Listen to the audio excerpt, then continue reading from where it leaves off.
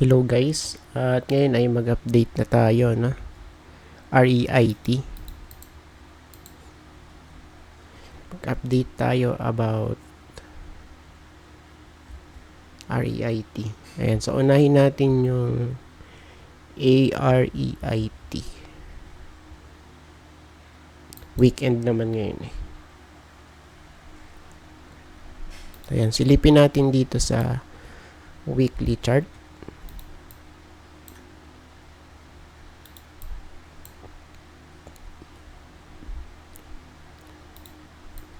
Okay. So right now medyo ano to, no? Medyo compress yung galaw na to. Medyo bouncy lang. Since noong 2025. Okay, so we have here a sell-off. Okay, tapos bounce. And kasi support to, no? And we have here medyo matagal na sideways to since naka-weekly chart tayo eh. So ngayon, pag sinilip natin to sa daily chart,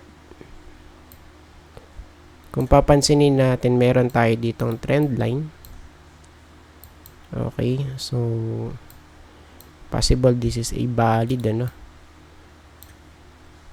valid trend line because maraming mga mga touches. Ayan, since 2025. Ayan, tapos we have year 2026 and possible. Ayan, kasi pagka ganitong setup, neutral pa to. Ayan. So, nag-close dati. Ayan, nung last month. Pero hindi na sustain eh. 'Di ba? Ayan, tapos bumalik dun sa may loob ng triangle. So ngayon, yung case natin for this one, possible mag-retest ulit dito since yung ating 200-day moving average is medyo malapit dun sa may trend line natin sa baba. Ayan o. Itong red line na to. So, possible ganyan yung mangyari. Of course, malaglag dito. 42.5 or yung kung hindi mag-hold dyan, eh, maghahanap yan ng horizontal support. So, yung possible nating horizontal support based sa weekly. So, possible. Ayan, so 41.5.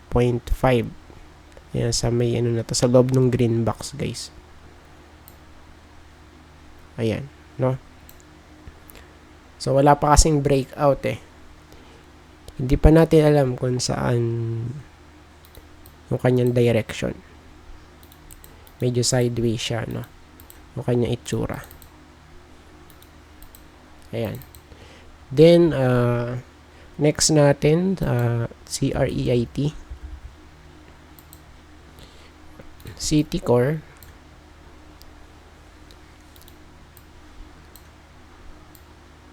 Ang una natin nakita dito is nag-close na siya dun sa may baba ng trend line.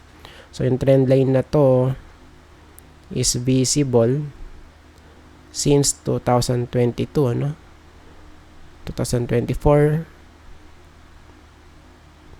So, 3 times. We have here 3 times nag-retest dito sa may trend line, 2024. Ayan. Then we have here 2025. Then may fake out dito 2025. Ayan. Pero ang maganda naman dyan is nag-close naman dun sa may taas ng trend line. So yun nga lang, this time noong Q1 2026 medyo di maganda kasi nag-close na dun sa may baba. Ayan. And ang possible pattern na nakikita natin for this one, ito siya. Cup and handle possible, yung kanya itsura. Looks like. And yung possible support na to,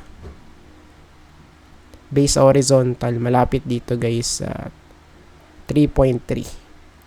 So right now trading at 3.43. Ayan. So dun possible siyang mag-stop over. Ayan. So based dito sa daily chart, kung titingnan natin, ano, medyo talagang ginagabayan siya nung 200 day moving average. Since noong siya ay nag-breakout dun, ano, ay sa may taas ng 200 yung price, 2023. Since then, ayun na, hanggang mag-peak siya rito nung September last year. Ayan. So ngayon, tingnan natin kung ano mangyayari dito. Ayan, no? Kasi nag-close na nga dun sa may baba nung trend line. And at the same time, sa may baba nung 200 day moving average. Next natin is PREIT. PREIT guys. So ito naman, kung titingnan natin, merong gap down dito na malaki. It means merong dito, something about sa kanyang business. Kung bakit nangyari yan. So trading pa ba ito? Ayan, so hindi naman siya suspended na. Pero based din sa na research ko, parang hindi na ata mare-renew yung contract sa may Sikihor, ano? Yung sa may operation nila doon. Ayan. So that's why nag-create siya ng FUD. Ayan. So it means pagka may bad news, talagang magbebentahan yung mga niyan. Stockholders, no? Ayan. So, sa ngayon, pagka sinilip natin sa weekly to, from here, 2.5 last year, around June to, nag-peak siya, pero maganda yung rally niya, diba? Nung 2024, ito yung last na tayo, nakapag update tayo for PREIT, ano? Ayan, from here, 1.5, tapos nag-peak siya 2025. So more than 3 years, tama ba? January, tapos dito January. So more than 1 year, ano, tama ba?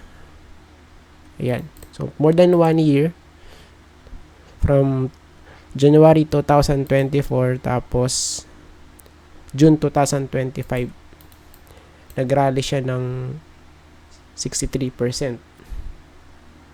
And after that, ayun na. Nalaglag guys hanggang dito, 0.9. Ayan. So ngayon, ang possible dito is kung meron bang magiging good news about sa may project na to. Ayan, no? And kasi kung magkakaroon ng magandang catalyst or news about dun sa may problem, possible mafe-fill tong gap. Ayan. So, based sa chart, possible magkaroon tayo dito ng cup and handle pattern. We have here cup, tas possible ito yung handle. Ayan. So, possible ganito yung maging setup natin, no? So, yung first resistance, 1.28, malapit, Yan. And kung titignan natin yung previous support niya before, noong 2023. Ayan, 2024. Ayan. So, ito siya. Sa 1.5, malapit po dyan, ano, sa may second, ano natin, box. Ayan. So, yan po yung nakikita natin for PREIT based dun sa may chart, no? Mahaba yung, ano eh, yung kanyang gap, no? Tapos, MREIT.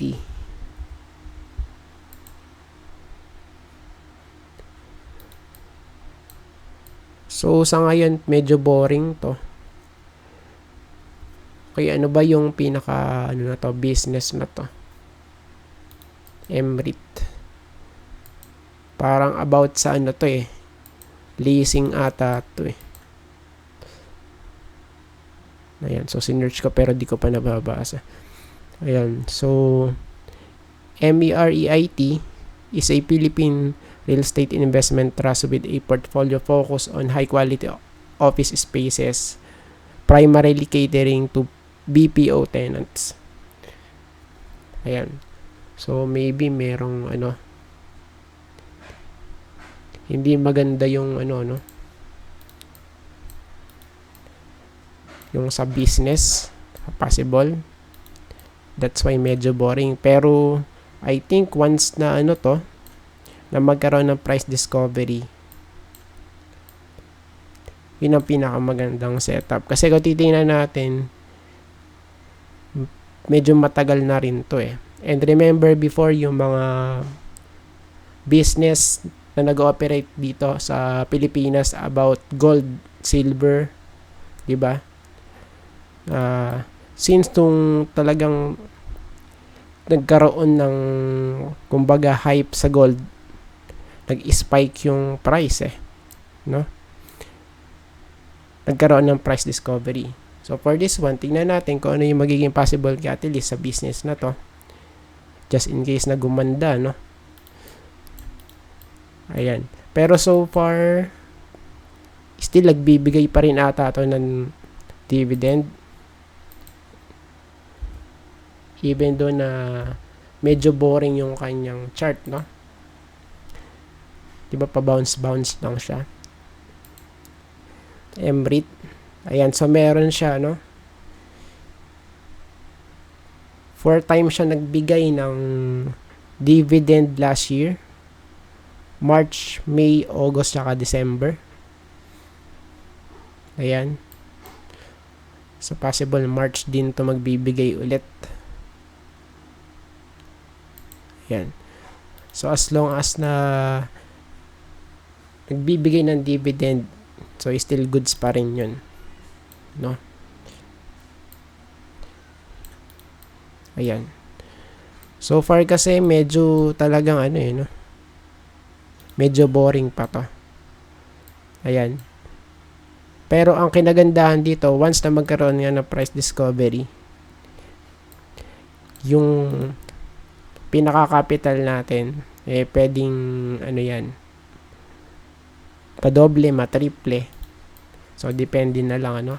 Like for, ano, Meralco, kung titingnan natin yung chart ni Meralco, sobrang boring din na to before. Ayan, oh.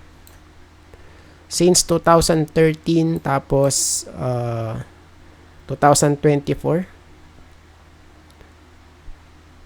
So, ilan yun? 11 years, tama ba? 2013 eh. Tapos, 2024 nag-breakout. Sobrang boring yun, ano? For 11 years, okay, pump and dump yun nangyayari. Pero, style of ano to, guys? Accumulation. Right? Ayan, oh. Breakout. So from here 390, or kung dito ka nakabili, no, sa 260 na to, maganda na yung ano niya, return right now. At kasi 600 na siya. So same for MER, ano yun, MREIT. Medyo boring for now. Ayan, pero tignan natin kung ano mangyayari, no? Ayan. Tapos, next, RCR. So, dito naman, so, still intact pa din yung kanyang trend line, ano, since 2024. 1, 2, yan pa, 4, 5. Okay, so still intact. So, it means, kung mag-hold dyan, possible mag-retest ulit tayo dito sa gawin taas na to. So, saan possible na mag-retest? So, dito guys. 8.17. Bakit dyan? Because, kung titignan natin sa weekly chart, meron ng ano dyan eh.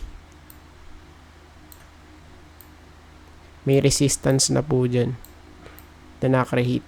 Kaya possible, kung mag-hold at magkaroon ng rally, so dito may stop yan. Of course, malapit dyan. Ayan. So, yun ang ano natin. Nakikita natin for RCR. Of course, maganda rin to, no? Since no nag-breakout dito, saan ba yun? Dito. Ayan. Since no nag-breakout, okay, tapos retest, then push. Okay. From here, 4.6 and right now 7.4. So halos doble, no? Goods. Ayan.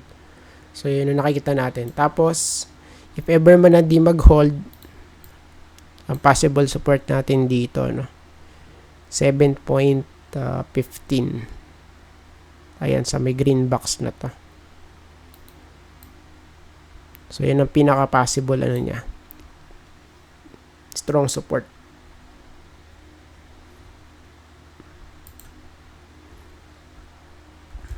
Ayan, tapos, last na to guys.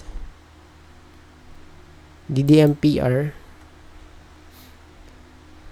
Okay, for this one naman, medyo ano to eh. Medyo kakaiba to, no? Compare dun sa mga ano natin. Unang nakita natin ng mga chart about REIT. Kasi, kung titingnan natin, nag-spike na almost lahat. No? So, ang medyo, ano lang dito, ang medyo off lang yung MREIT. Saka to, no? Ayan. So, let's see. I-check nga natin. DDMPR stock.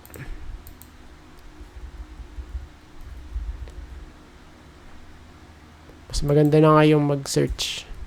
Kasi meron ng AI, guys. Commercial. Portfolio of office, retail, and industrial.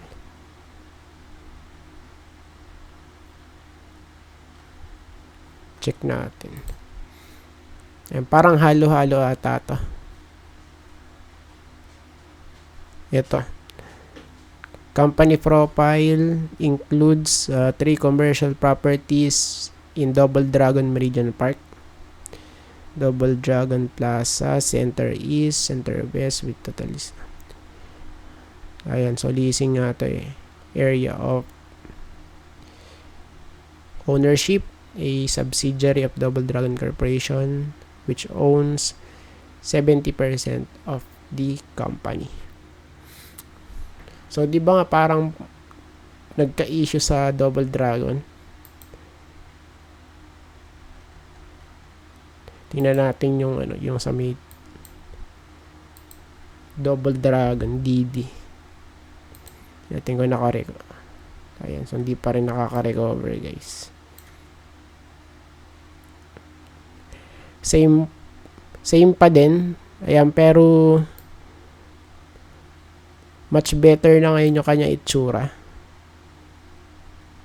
Huwag nga lang malalaglag ulit at pababa dito kasi magiging double bottom to na ano, no? Na medyo malaki yung base, guys. Ito siya. Ayan, oh.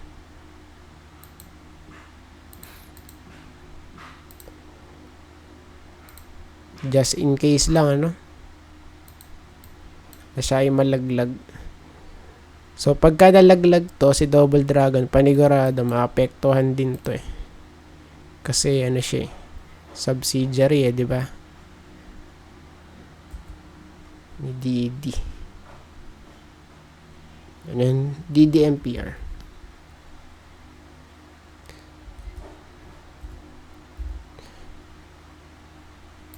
Ayan. No? Yan. Kung i-compare natin yung chart ni DD saka ni TDMPR, mas medyo maganda yung chart ni DD. So, yun nga lang. Baka malaglag kasi. No? Ayan. So, ito naman, parang sumusunod lang din. So, may galaw, no? Ayan.